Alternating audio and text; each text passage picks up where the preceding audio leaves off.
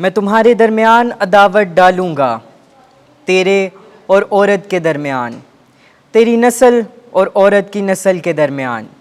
ہمارے لیے آج کی پہلی تلاوت تکوین کی کتاب، اس کا 3 باب، 9 سے 15 آیت مقدسہ۔ ایک دن خداوند خدا نے آدمی کو پکارا اور اسے کہا، تو کہاں ہے؟ وہ بولا، میں نے باغ میں تیری آواز سنی اور ڈرا کیونکہ میں ننگا ہوں اور میں چھپ گیا۔ اس نے اس سے کہا، تجھے کس نے بتایا کہ تو ننگا ہے؟ کیا تو نے اس درخت کا پھل کھایا ہے جس کی بابت میں نے تجھے حکم دیا تھا کہ اسے نہ کھانا؟ آدمی نے کہا کہ جس عورت کو تو نے میرے ساتھ کر دیا اس نے مجھے اس درخت کا پھل دیا اور میں نے کھایا۔ تب خداوند خدا نے عورت سے کہا کہ تو نے کیا کیا؟ عورت بولی کہ سانپ نے مجھے بہکایا اور میں نے کھایا۔ اور خداوند خدا نے سانپ سے کہا، چونکہ تو نے یہ کیا، ملعون ہے تو تمام چرندوں اور پرندوں میں، تو اپنے پیٹ کے بل چلے گا اور اپنی زندگی کے تمام ایام تو خاک چکھے گا۔ میں تیرے اور عورت کے درمیان عداوت ڈالوں گا، بلکہ تیری نسل اور عورت کی نسل کے درمیان۔ وہ تیرے سر کو کچلے گی اور تو اس کی ایڑی کی طاق میں رہے گا۔ پاک کلام کے پڑھے اور سنے جانے پر خدا کی برکت ہو۔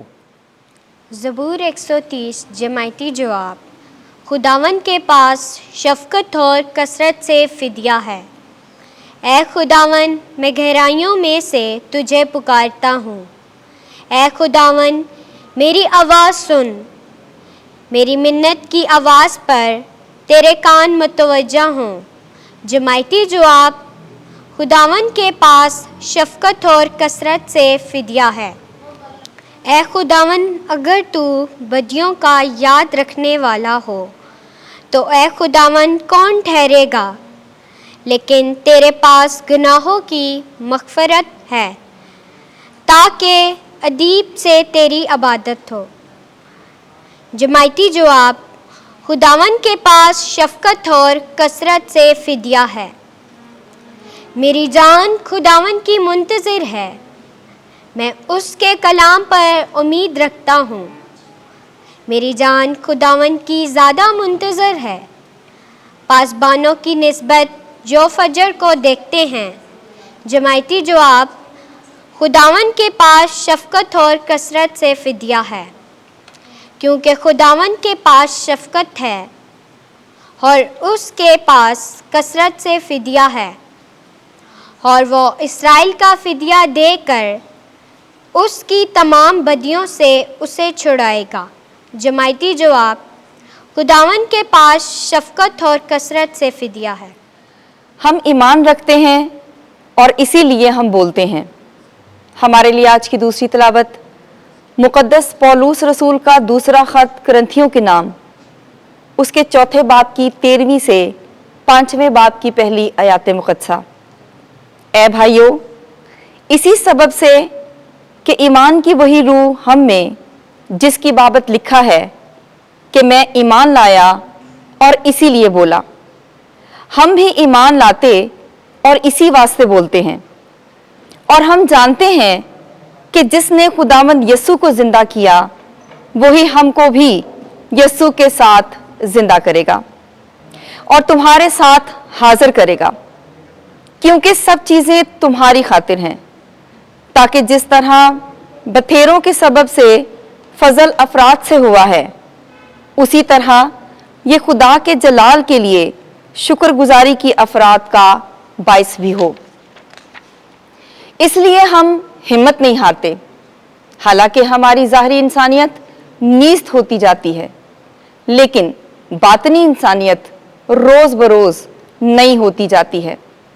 ہماری عارضی اور ہلکی سی مصیبت ہمارے لیے کیا ہی بے انداز موزوں اور ابدی جلال پیدا کرتی ہے، یعنی ہمارے لیے جو دیدنی چیزوں پر نہیں بلکہ نادیدنی پر غور کرتے ہیں۔